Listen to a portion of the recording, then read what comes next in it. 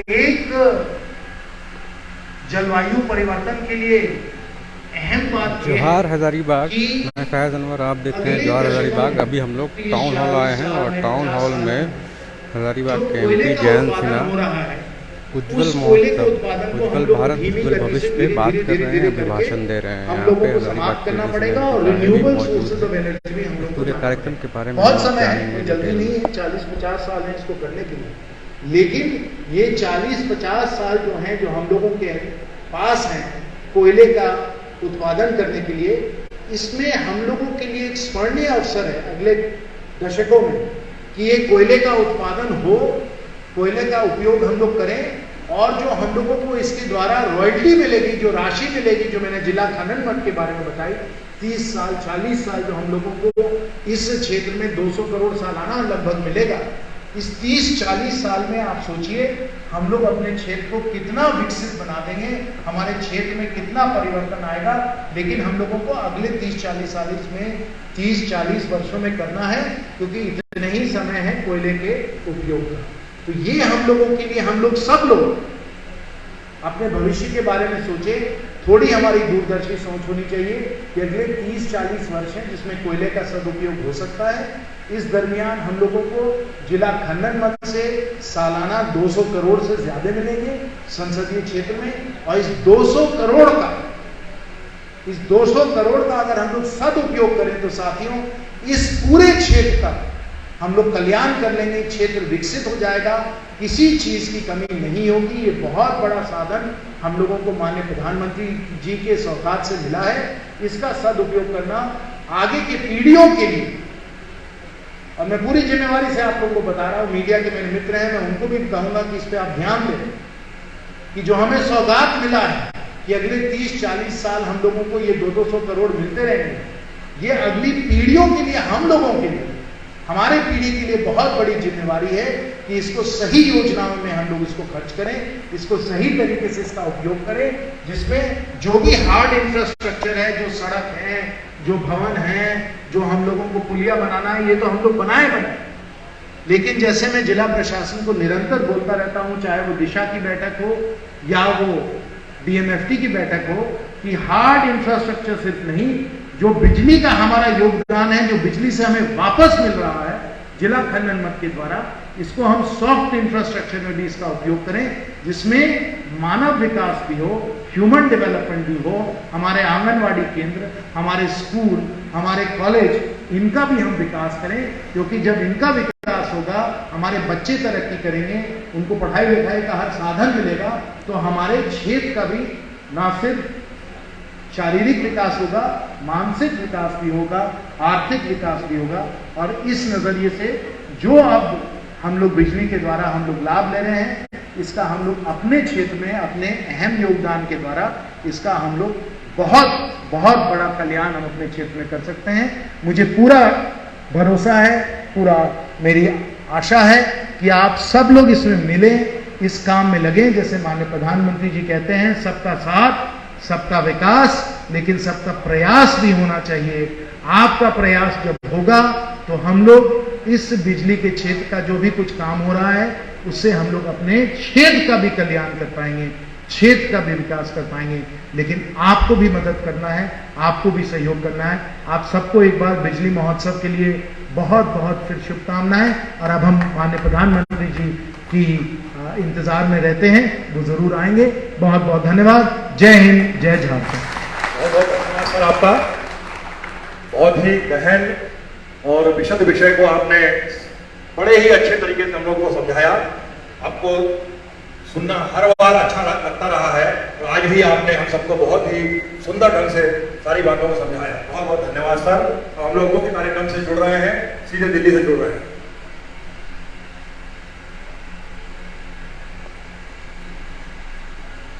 तो आइए आप लोगों को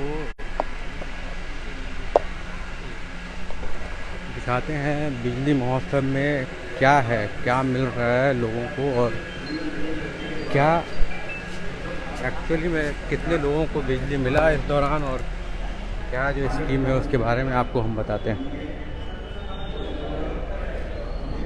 ये देखिए बिजली महोत्सव सशक्त ऊर्जा व्यवस्था हमारे देश की उन्नति का आधार है।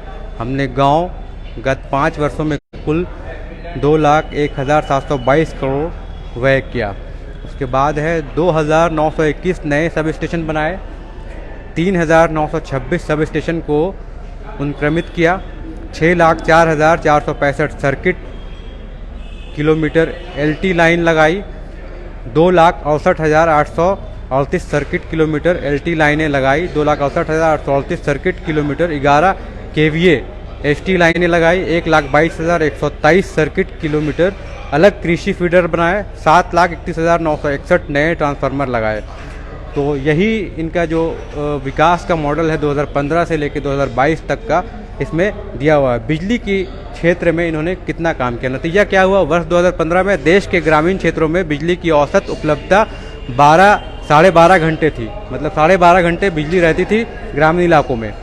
यह बढ़कर 22 घंटे हो गई है। देखिए, दावा ये कर रहे हैं कि 2015 से अब 2022 में 22.5 घंटे बिजली आ गई है ग्रामीण इलाकों में, कहना ये है। तो इसी को लेकर आज प्रोग्राम चल रहा है उज्जवल भविष्य उज्जवल भारत।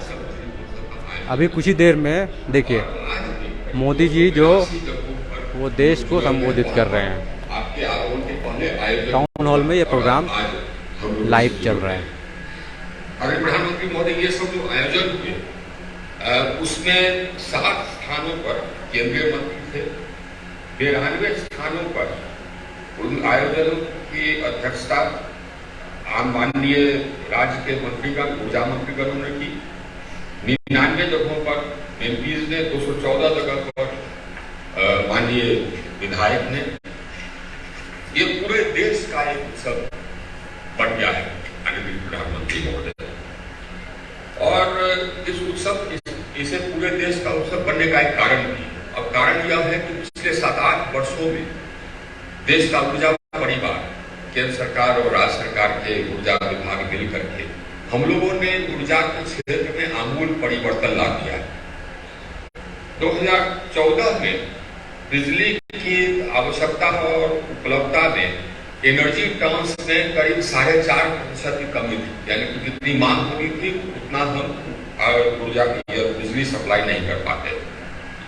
हम लोगों ने अब ऐसी स्थिति ला दी है कि जितनी भी मांग होती है उतना हम बिजली सप्लाई करते हैं। अगर कहीं पर डिस्ट्रप्शन होता है तो वो डिस्ट्रीब्यूशन कंपनी की कमजोरी के कारण होता है।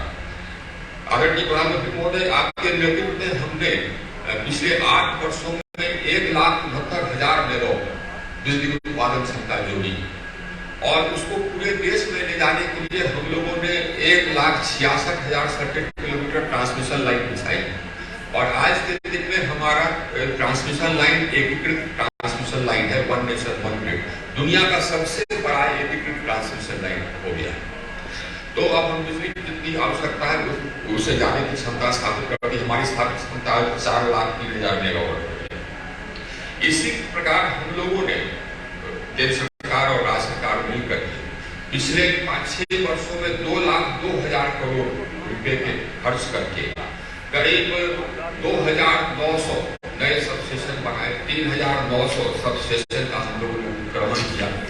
करीब 6.5 लाख सर्किट किलोमीटर हमने LT लाइन बिछाया, 2.5 लाख सर्किट किलोमीटर हमने ST लाइन बिछाया, 1,12,000 सर्किट किलोमीटर हमने एग्रीकल्चर फीडर बिछाए, करीब 6.5 लाख ट्रांसफार्मर नए लगाए।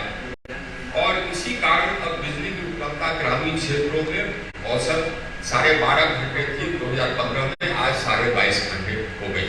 और यह उपलब्धता हम लोग सबकी उपलब्धता है, राज्यों की भी और हमारी।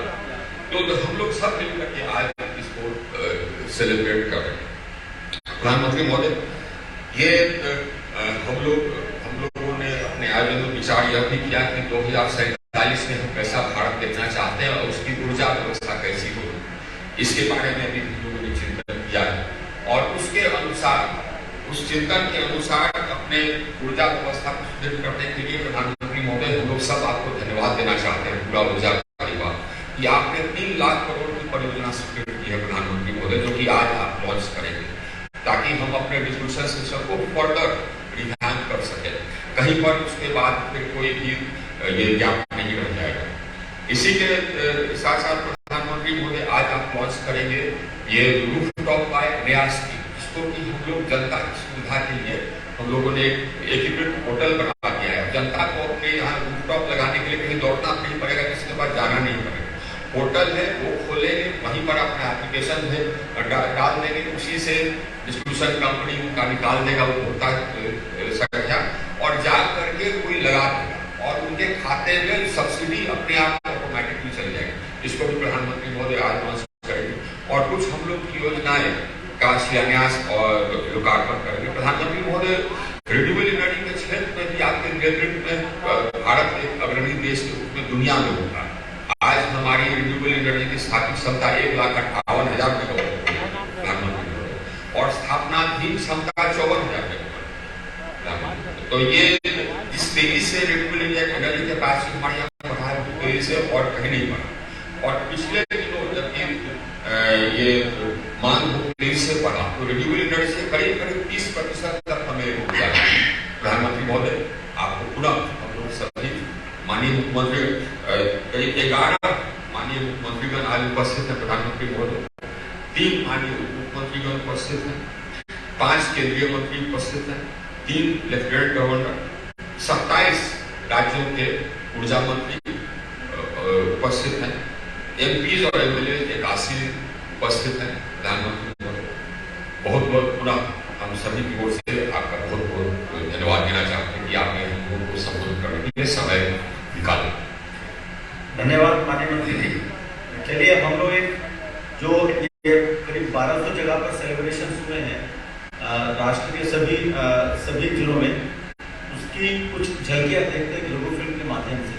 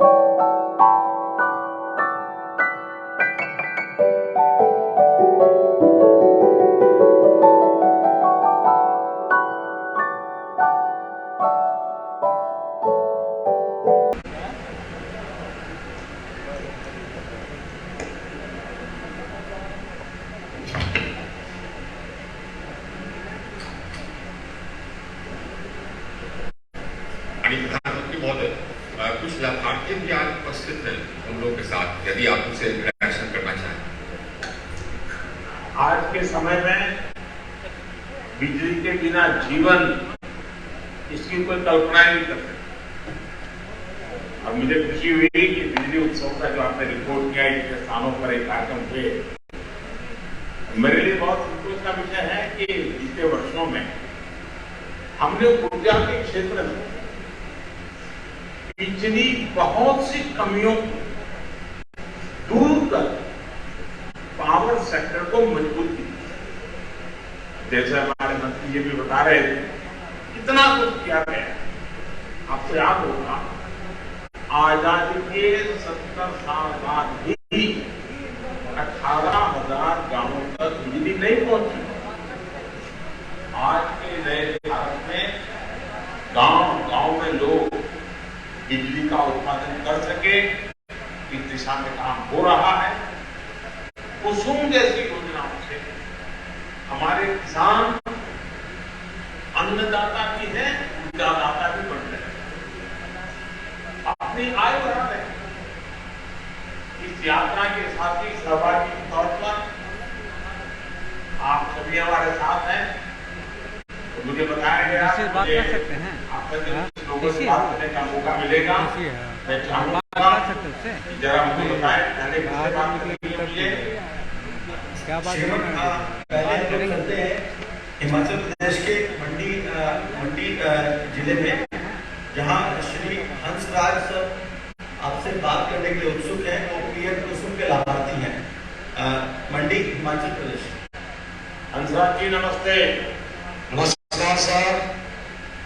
हंसराज जी, मंडी वाले मिल जाए तो सिक्कू बड़ी याद आ जाती है। जी सर। अच्छा हंसराज जी, जरा बताइए अपने विषय में और किस योजना का आपको लाभ मिला है। सर मेरा नाम हंसराज, गाँव डोडू, पंचायत परतो, जिला सुंदरनगर का, जिला मंडी का रहने वाला हूँ। मेरे पास 12 बीघा जमीन थी, जिसमें 2 बीघे में मैं खेती करता था और 10 बीघा जमीन मेरी घास की जमीन थी, घासड़ी। उसमें मैंने पीएम कुसुम योजना के तहत 500 किलोवाट का सोलर का प्रोजेक्ट लगाया है। मोदी जी, इसको लगाने में मैंने 2.5 करोड़ का खर्चा किया। 2 करोड़ मैंने बैंक से लोन लिया। यही है, वीडियो फीड अभी तो आ नहीं रहा है, लेकिन प्रोग्राम जो है उज्जवल भारत उज्जवल भविष्य, यही है कि 2015 में लगभग 12.5 घंटे गांव-गांव में बिजलियाँ मिलती थी, लेकिन अभी 2022 की जो स्थिति है कि 22 घंटे 22.5 घंटे बिजली सब जगह आ रहा है। इनका दावा ये है कि उज्जवल भारत उज्जवल भविष्य जो योजना चली थी उसके द्वारा, लेकिन अभी बिजली यहाँ पे चली गई है। देखिए प्रोग्राम के दौरान बिजली कट गई है। हम लोग टाउन हॉल से थोड़ा बाहर निकलते हैं और नेशनल लाइट में आ जाते हैं। तो जहाँ उज्जवल भारत उज्जवल भविष्य की बात हो रही है वहीं पे बिजली कट गई है। कोई बात नहीं, ये सब होते रहता है। अब जनरेटर चालू हो गया है। तो आज हम लोग आए थे ये कवर करने के लिए उज्जवल भारत उज्जवल भविष्य power at the rate of 2047। तो 2047 से ऐसा लगता है कि 2047 तक ही सारे देश में जितने भी गांव हैं उसको बिजली से 24 घंटा ऐसा कर दिया जाएगा। ये प्लान शायद चल रहा है। 21 पेरिस में प्रण लिया था कि वर्ष 2030 तक हमारे विद्युत उत्पादन क्षमता का 40% गैर जीवाश्म ईंधन स्रोतों से होगा, अर्थात बिना कार्बन उत्सर्जन के होगा। यह लक्ष्य हमने नवंबर 2021 में ही प्राप्त कर लिया। आज और जीवाश्म ईंधन स्रोतों से हमारी विद्युत उत्पादन क्षमता 1,63,000 मेगावाट है। हमारे देश में अक्षय ऊर्जा क्षमता की स्थापना दुनिया में सबसे तेज़ गति से हो रही है, इसलिए क्योंकि पर्यावरण की चिंता है। हम भारतवासी जो ठान लेते हैं वह कर लेते हैं। आज़ादी का अमृत महोत्सव, तो आज़ादी का अमृत महोत्सव मन रहा है, जिसमें उज्जवल भारत उज्जवल भविष्य, देश की ऊर्जा विद्युत शक्ति, दुनिया में सबसे तेज़ गति से अक्षय ऊर्जा स्थापना हमने की, ये दावा कर रहे हैं। और मोदी जी अभी भाषण दे रहे थे जिसमें बिजली चली गई। और जयंत सिन्हा जो अभी भाषण दे रहे थे एमपी से, कुछ देर पहले हमने दिखाया था। हजारीबाग के डीसी महोदय भी यहाँ बैठी भी हैं और प्रोग्राम टाउन हॉल में चल रहा है उज्जवल भारत उज्जवल भविष्य को लेके। बहुत बहुत धन्यवाद। मैं जोहार हजारीबाग।